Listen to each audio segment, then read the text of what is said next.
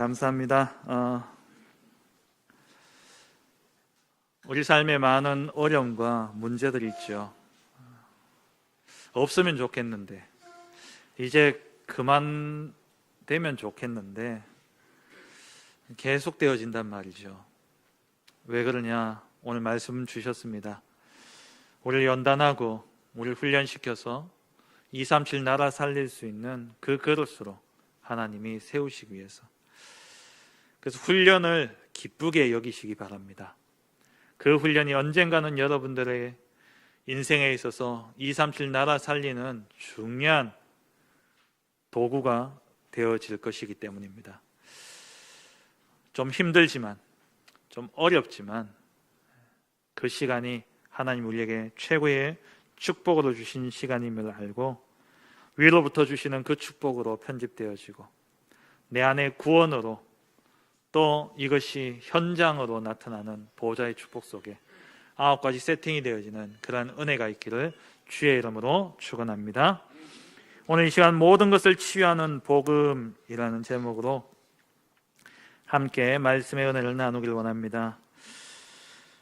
핍박자 바울이 다메섹에서 예수님을 만나고 그리고 아나니아와의 팀 사역 이후로 핍박자 박해자에서 전도자로 변화되었습니다. 단 한 번의 만남이었지만 그 만남을 통해서 복음의 완전 결론이 내려졌고 그로 인해 바울이 전도자가 되어진 것이죠. 변화된 바울은 즉시로 다메섹에 있는 회당에 가서 예수님이 하나님의 아들이심을 전파했습니다. 그러니까 그곳에 이 복음의 역사가 나타나고 또 그와 함께 흑암의 역사가 강하게 일어나서 이 바울의 사역을 막고 심지어 이 바울을 죽이려던 그러한 움직임도 있었습니다. 그래서 이 바울이 그 죽이려는 자들을 피해서 광주리를 타고 성막을 내려와서 예루살렘으로 도망가게 되어집니다. 예루살렘에 도착하니까 바울이 만나고 싶었던 사람들이 있었어요. 그게 누구였냐? 바로 사도들과 또 제자들, 그들을 만나서 그들과 함께 사귀고 그러고 싶었는데 이 바울의 과거가 핍박자였단 말이죠. 그리고 이들은 직접 목격했습니다. 스데반을 죽이는 그 자리에서 마땅히 스데반의 죽음을 마땅히 여기고 있던 그 바울의 모습을 기억했기 때문에 두려워서 피해 다녔습니다. 그때 이 바울을 데려다가 사도들 앞에 세우고 이 바울이 예수 믿게 되어진 그 경위를 설명했던 사람이 바로 사도행전 4장에 밭을 팔아가지고 교회 앞에 내놨던 바나바. 이 바나바가 바울을 데려다가 예수 믿게 되어진 경위를 설명하면서 사도들과 제자들 앞에 이제 세우게 되어지죠. 그래서 바울이 예루살렘에 이 제자들과 함께 드나들면서 그 예루살렘에서 또 복음을 증거합니다. 그런데 또 바울이 핍박이 일어나자 이제 예루살렘을 떠나서 가이사랴로 올라가서 자기의 고향인 다소에 가게 되어지죠. 그리고 오늘 이제 9장 이후에 바울은 잠깐 사라졌다가 11장에 가서 바울이 다시금 등장하게 되어지죠. 그때 바나바가 안디옥 교회가 세워졌음을 듣고 안디옥 교회의 소식을 안디옥 지역을 이렇게 보러 갔다가 거기에 목회자가 되어집니다. 그래서 이 바나바가 함께 이 안디옥 교회를 목회하려고 다소에 가서 바울을 데려오게 되어지죠. 그 기간까지는 바울은 다소에서 개인의 집중의 시간과 또 그곳 복음화를 위해서 중요한 인도를 받게 되어집니다. 그 사이에 이제 또 베드로 사역이 오늘 본문부터 잠깐 나오게 되어지죠. 오늘 본문에 베드로가 예루살렘을 벗어나서 사방으로 다니다가 루다라는 지역에 이르게 되어집니다. 그 루다 지역에는 애니아라는 8년 된 중풍병자가 있었습니다. 이 애니아를 베드로가 복음으로 또 안수해서 이를 치유하게 되어지죠. 그런 사이에 이 루다에 머무는 동안에 그 옆에 있던 욥바라는 지역에 있던 여제자 다비다가 또 갑자기 죽게 되어졌어요. 도르가라고도 하고 다비다라고도 하는 이 여제자가 죽음을 맞이한 겁니다. 이 여제자가 죽게 되어진 것을 보고 거기에 있던 사람들이 베드로가 루다에 있다라는 이야기를 듣고 루다에 사람을 보내가지고 베드로를 청하게 되어지죠. 이 베드로가 와서 또 이 다비다의 시체를 놓고 그 시체를 향하여서 다비다야 일어나라 하니까 이 다비다가 눈을 뜨고 일어나 앉게 되어지는 이러한 놀라운 치유의 역사가 일어나게 되어졌습니다. 치유는 분명한 전도의 문이 되어집니다. 치유는 그냥 고치는 게 목적이 아닙니다. 오늘도 목사님 말씀을 주셨죠.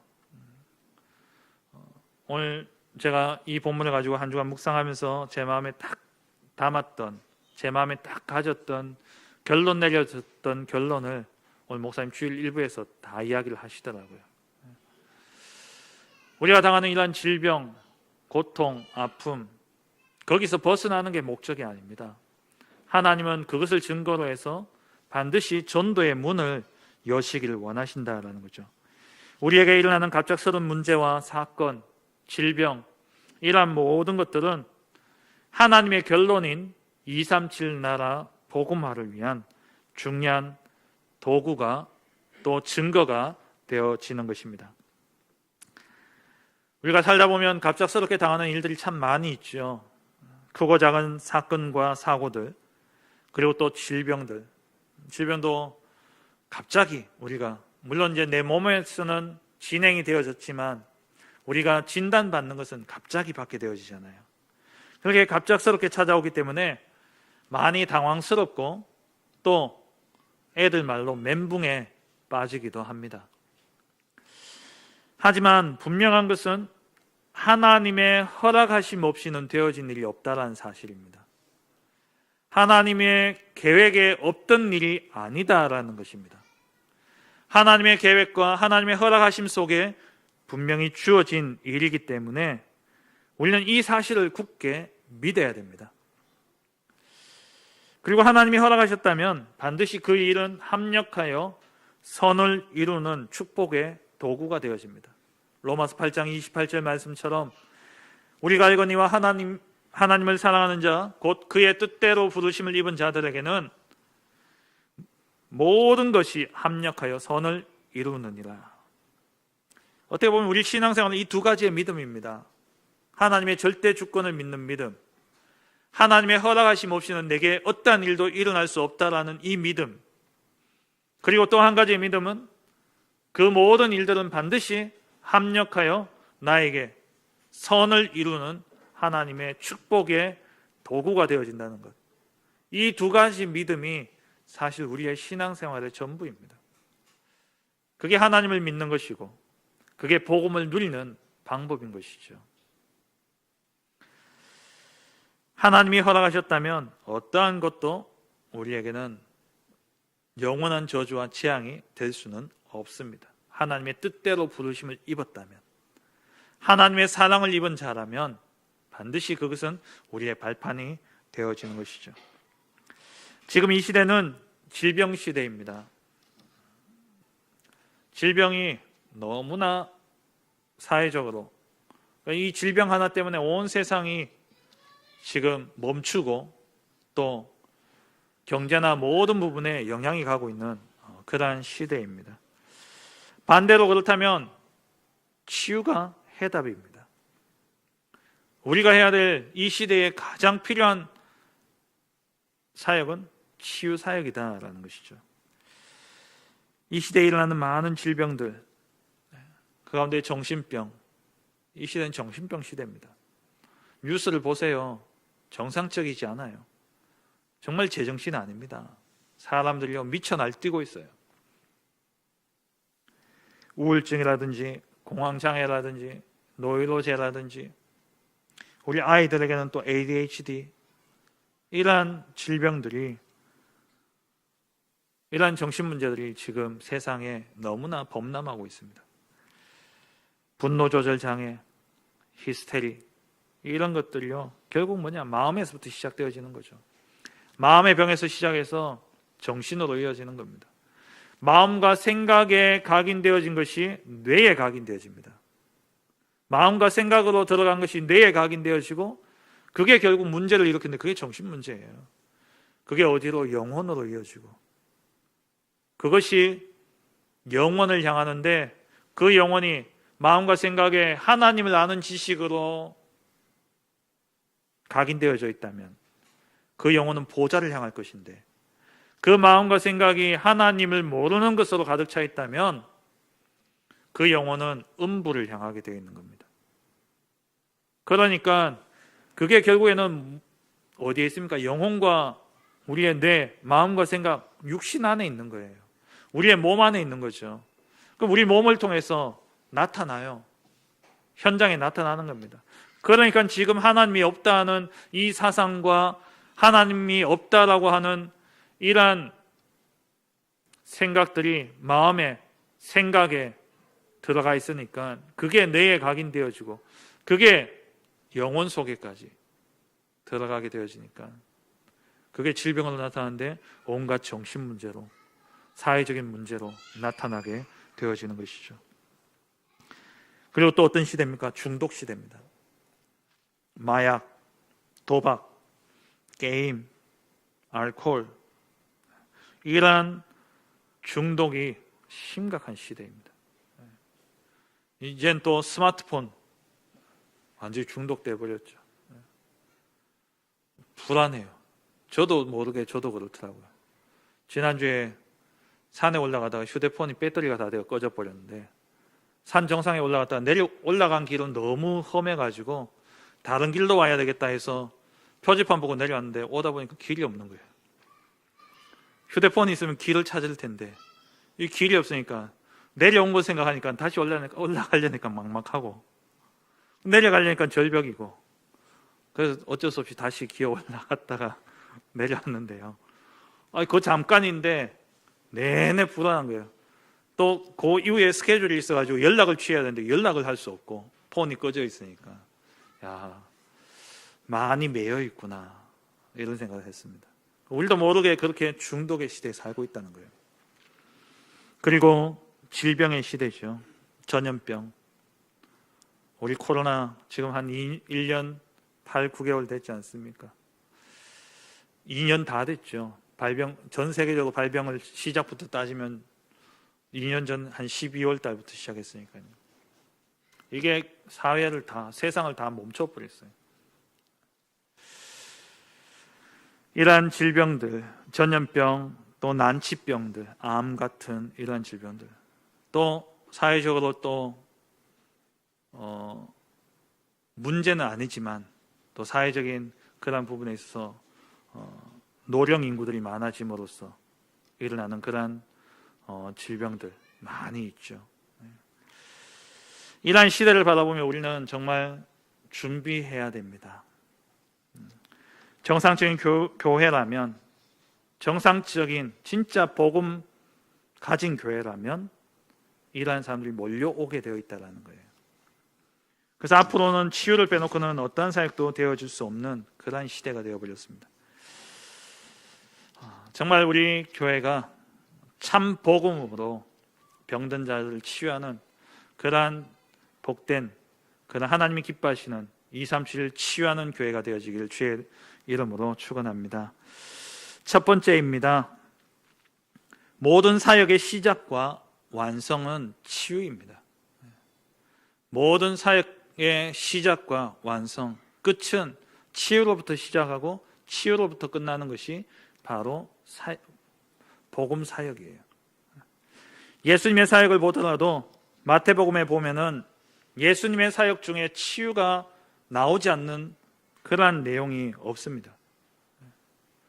예수님의 사역을 보면은 늘 치유가 함께 이루어졌어요.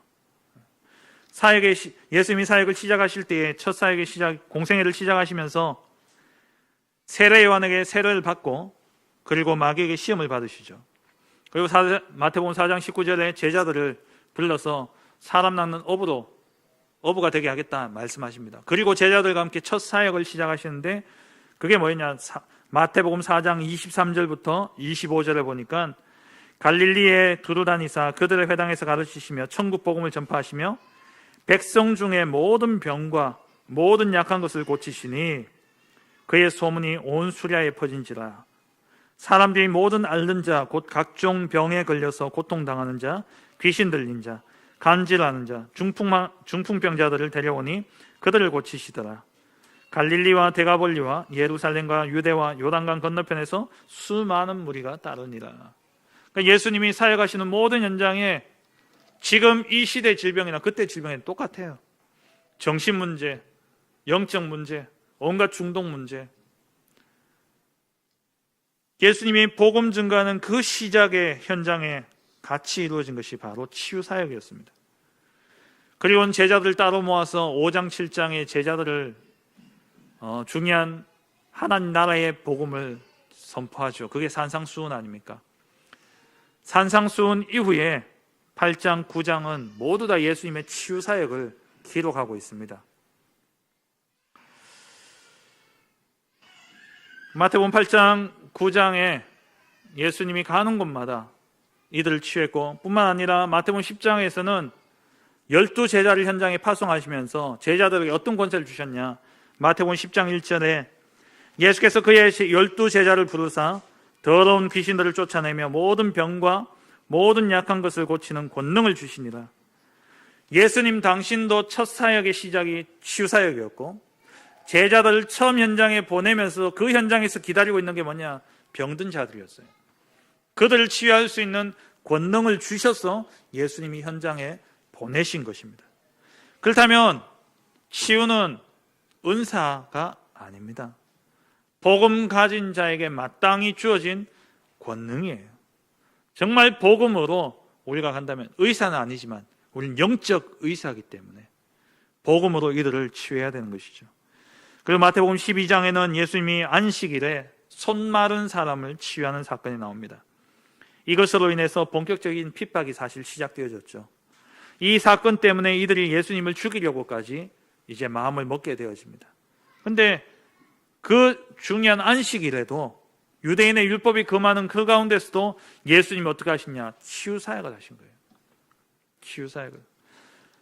어떻게 보면 모든 사역은 치유와 뗄래야 뗄 수가 없는 것이 바로 사역입니다.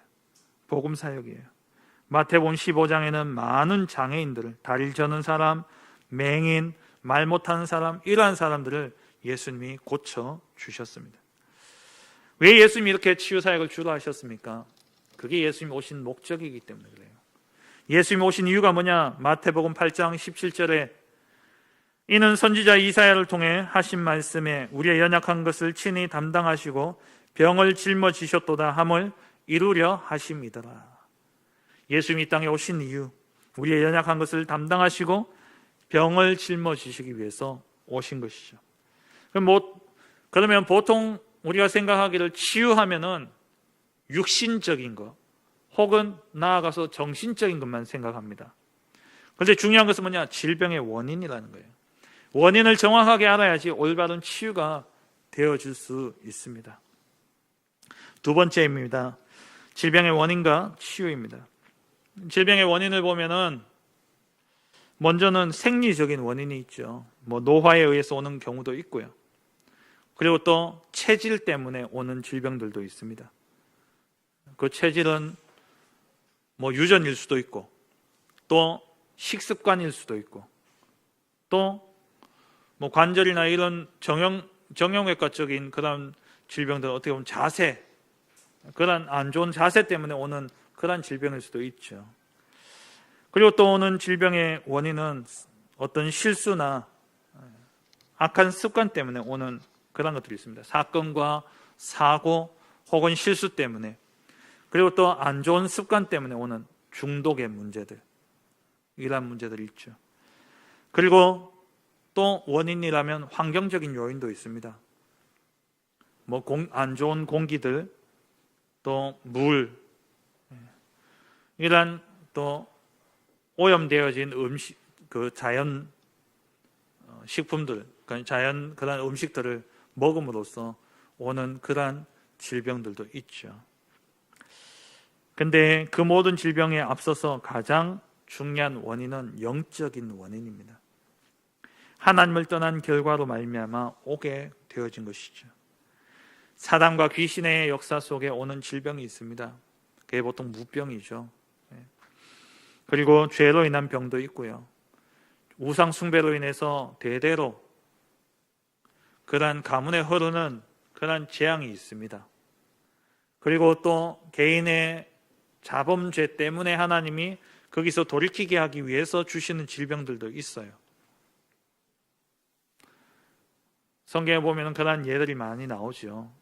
다윗이 바세바와의 바세바를 취함으로써 그 아들, 그 사이에 태어난 첫째 아들을 하나님이 질병 가운데 데려가셨지 않습니까? 그 왜 그러냐? 다윗 니 때문에 저 아이 죽는다 그랬어요, 하나님이. 우리는 개인의 죄 때문에 오는 질병도 있다라는 겁니다. 하지만 여러 가지 원인들이 있겠지만 더 크게 본다면 근본적인 원인은 하나님의 계획입니다. 우리가 이것을 봐야 돼요. 뭐 습관 때문일 수도 있고 또 실수 때문에 올 수도 있지만 그보다 더 크게 본다면 진짜 근본적인 원인은 뭐냐? 하나님이 허락하신 것입니다. 하나님 막으실 수 있잖아요. 전능하신 하나님이 내가 아무리 식습관이 안 좋다 할지라도 하나님이 질병 막으실 수 있어요. 그런데 하나님이 내게 허락하셨다? 계획이에요. 우리 이걸 봐야 되는 겁니다. 모든 질병 속에 여러 가지 원인이 있지만 그 원인 알아야 됩니다. 맞습니다. 그걸 치유해야 돼요. 맞아요. 근데 그보다 앞서서 우리가 깨달아야 될 것이 뭐냐? 하나님이 왜 내게 이 문제를 주셨는가? 하나님이 왜 내게 이 질병을 주셨는가? 그것부터 우리는 알아야 되는 것이죠.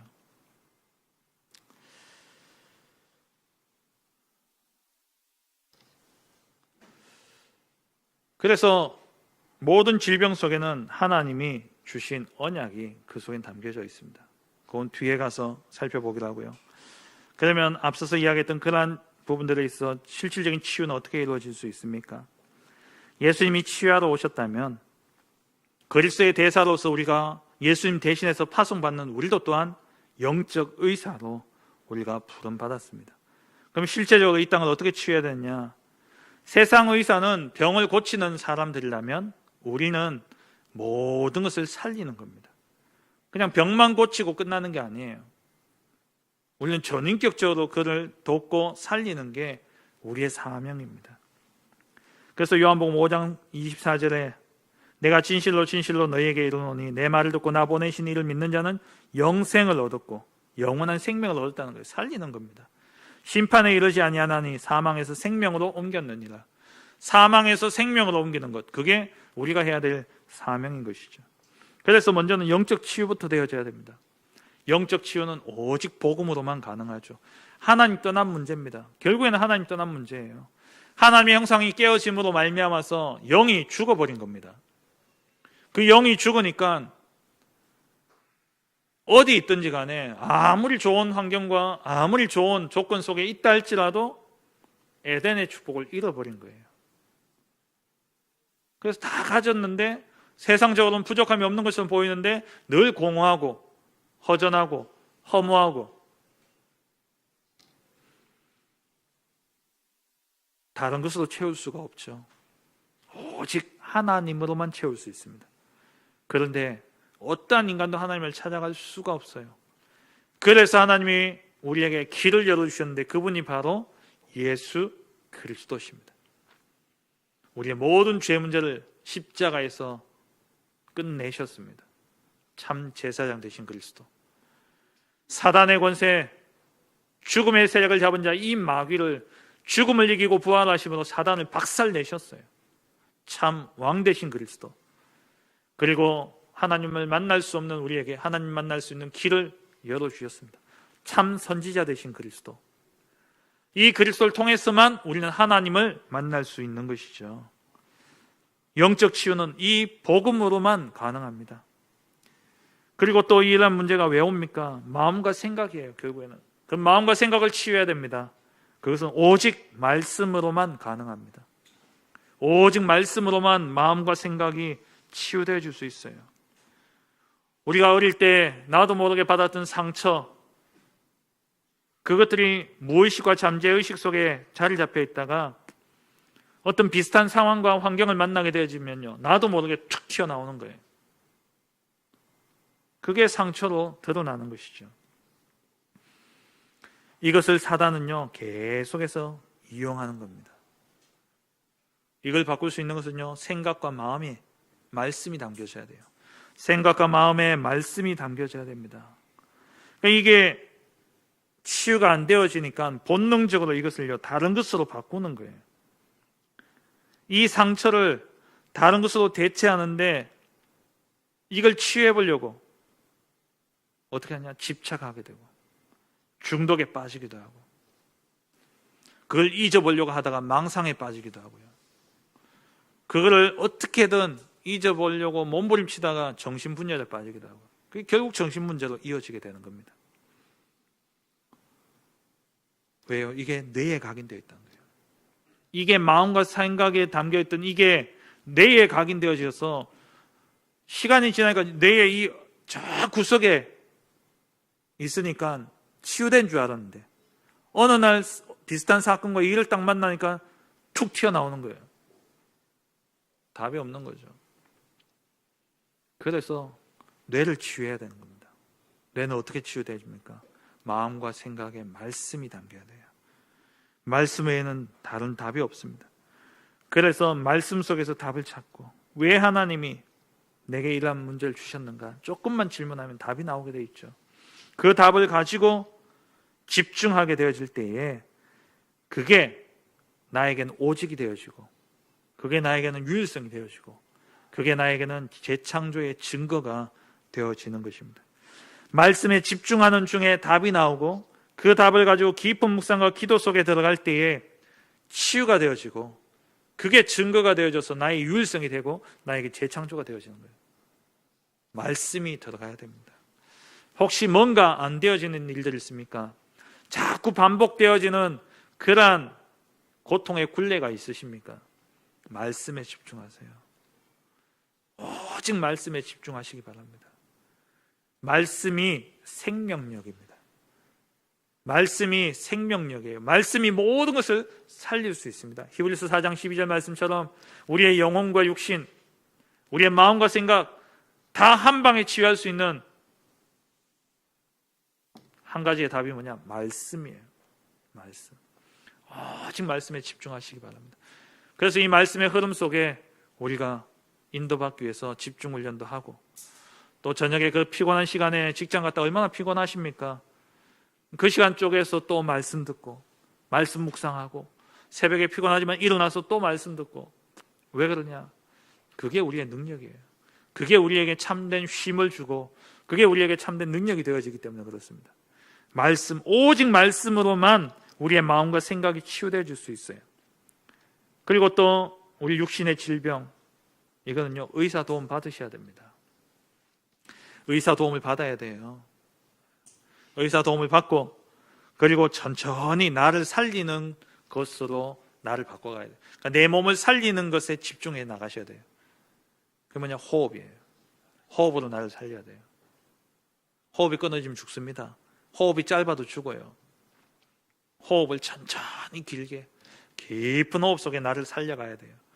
그리고 지금 다 내 몸을 망가뜨리는 음식들밖에 없어요. 깊은 음식을 통해서 내 몸을 살려. 의사를 통해서 약을 먹고 응급처치 해야 됩니다. 일단은 더 진행이 되어지지 않고 고쳐놔야 되죠. 고쳐놓고는 살려야 돼요. 살리는 게 뭐냐? 호흡, 음식, 그리고 운동입니다. 천천히 나를 살리는 운동 하셔야 돼요. 당장에 크게 변화를 주려고 그러지 마시고 천천히 나를 시스템화만 시켜가는 겁니다. 호흡과 운동과 음식. 그 메시지 많이 나왔으니까 아시죠? 그래서 질병은요, 투병이 아닙니다. 질병을 고치는 과정은 투병 생활이 아니라, 질병을 고치는 과정은 고치는 것이 문제가 아니라 언약의 여정이 되어져야 돼요.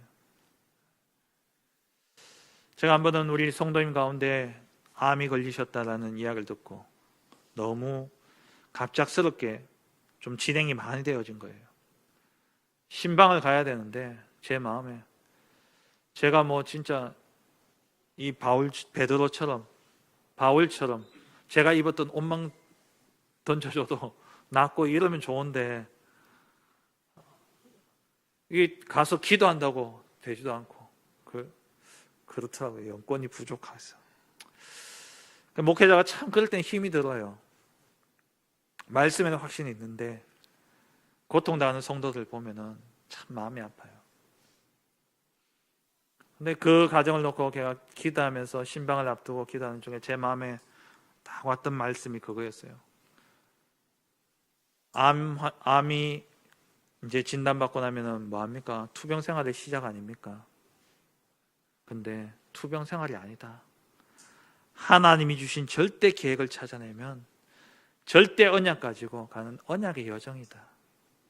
제2 인생의 언약의 여정인 것이다.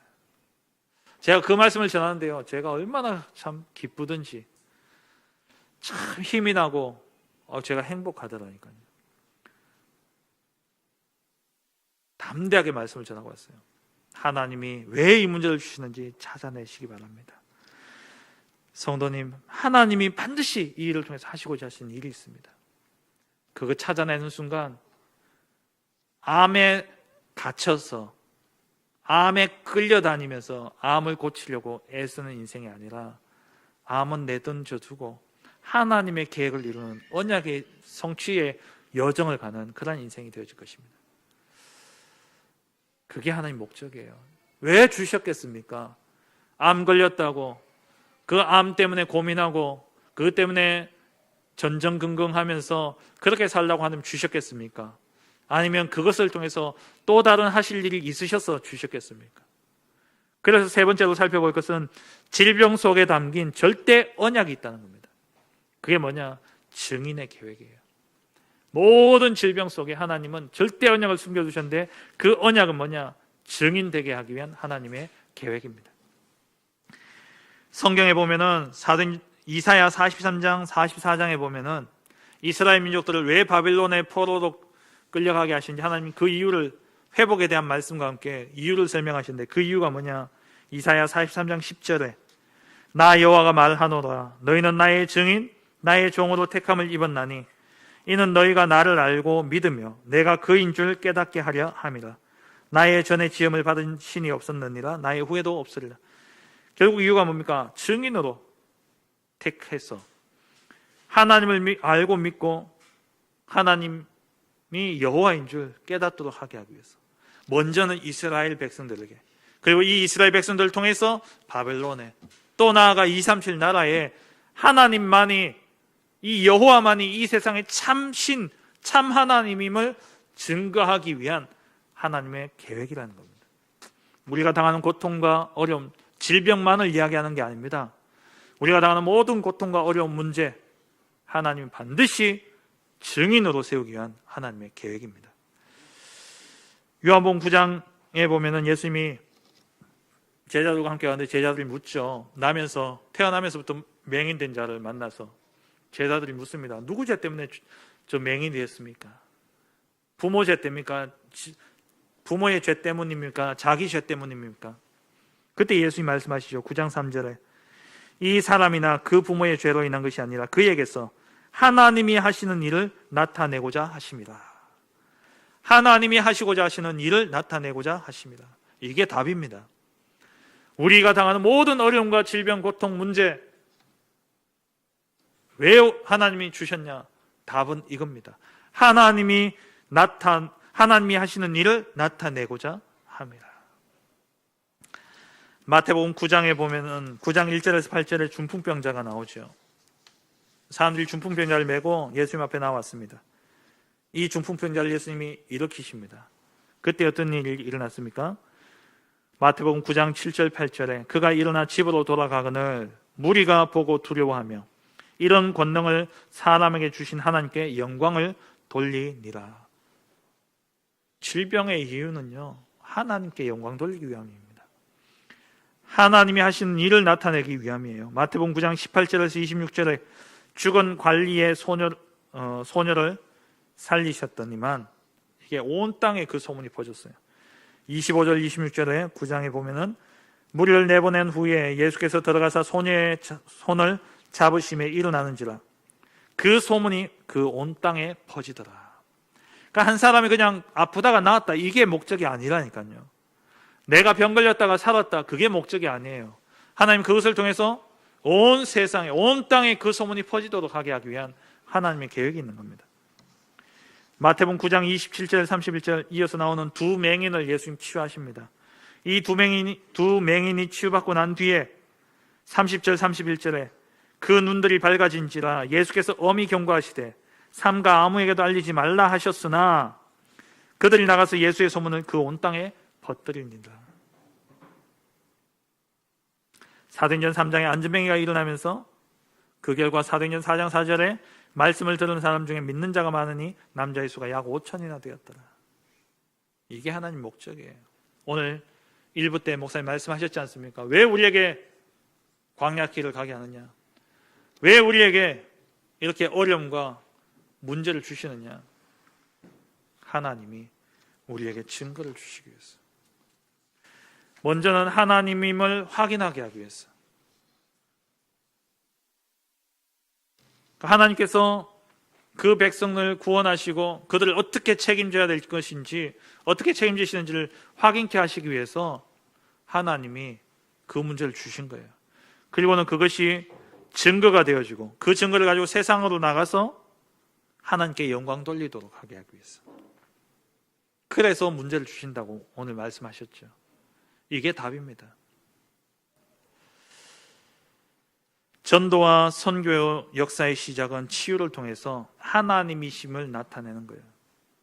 그래서 우리나라에 처음에 복음이 들어왔을 때도 많은 놀라운 치유 역사가 일어났습니다. 복음의 불모지에는 항상 치유의 역사가 일어납니다. 왜냐하면 사람들이 제일 먼저 알 수 있는 게 치유를 통해서 하나님을 알아요. 인정해요.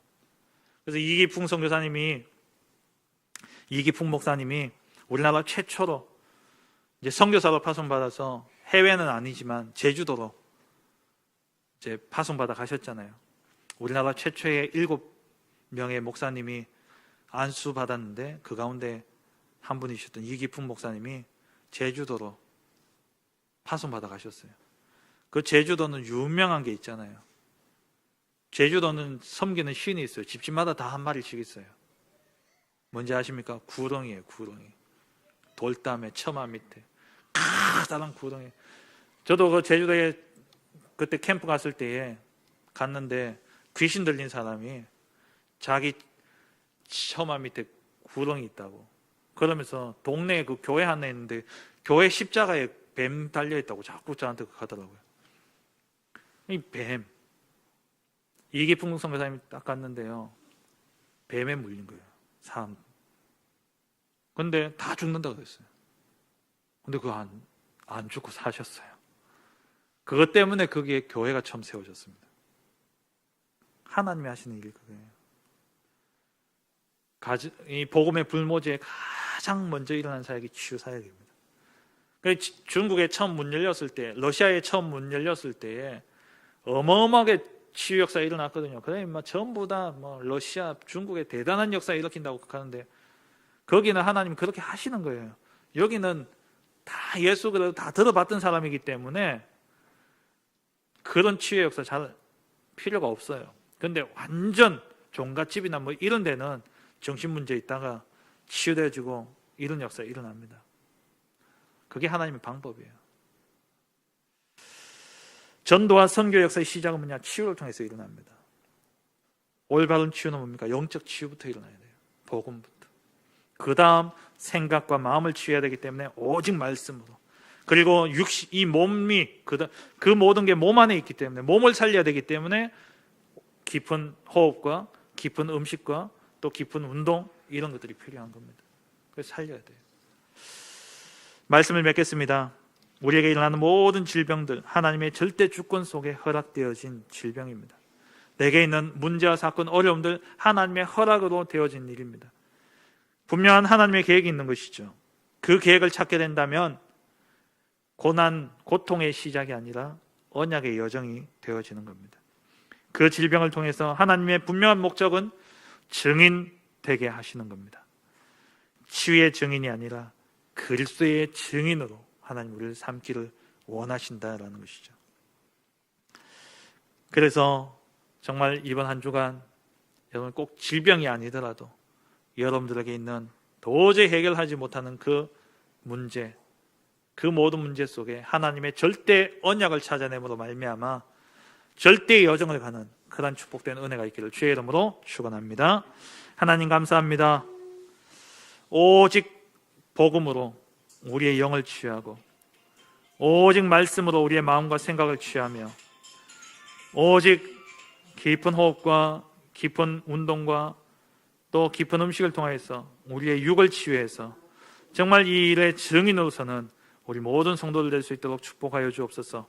우리에게 있는 모든 문제와 사건, 어려움과 질병, 고통의 문제들 하나님의 허락하신 이유와 계획이 있는 일인 줄 믿사오니 하나님의 절대 계획을 찾아 절대 여정을 가는 우리 모든 성도들 되게 하옵소서. 예수님 이름으로 기도합니다. 아멘. 472장 찬양 드리겠습니다.